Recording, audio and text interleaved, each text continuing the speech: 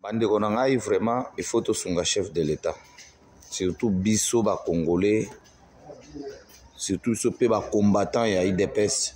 Nous devons aider Félix Tshisekedi Tshilombo na misala oyo na volonté azanango pona mboka na biso.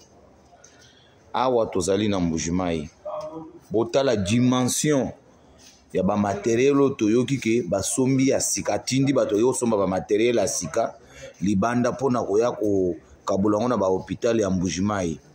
Koza likambo ya matériel ya sika te, koza likambo ya ba matériel moko akala. C'est comme si ba vide biloko moko soit na Zambie, bato bakendai ko somba ngo nde bakei uzo biloko wana. Botala matériel yango wana, matériel yango wana, matériel yango wana.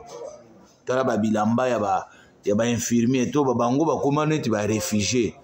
Mboka na biso ya Mbuji, province na biso ya Mbujimai ekoma nde place ya kozwa biloko ya poubelle, koya kopesa ba médecin, koya kotika na ba hôpital. Botala nanu ba musi, botala ba miss musi yango wana, botala ba musi yango wana. Awa na accéder na kati ya dépôt, botala ba musi yango wana, botala. Mais bokoyoka kaka ba yebisi bino na budget ba million ebimaki pona ba biloko oyo eza biloko biso to poto bakobwaka ngo na ba poubelle, bato bazo yango na bilokos. C'est-à-dire bakozo biloko ya bilokos baye nango ke non eza aide ya chef de l'État. Botala nanu eza biloko ya soni, eza biloko ya soni, eza biloko ya soni, eza biloko ya soni pona mboka na biso. Matériel musu yango wana na se yango wana na basak oza bilokos, eza biloko ya soni bandeko na ngai.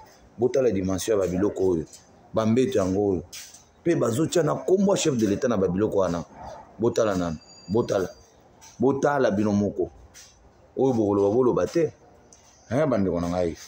Mes chers amis combattants, nous devons faire l'effort ya ko conserver pouvoir na biso, parce que na dimension oyo vraiment oyo kozala sali, oyo kozala sali.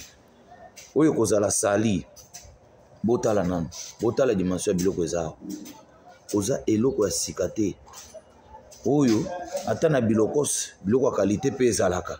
Mais oyo fo ezala euti na bazambi, euti na bamboka moko ya pembeni ande bayoko kabola ngo ba Congolais.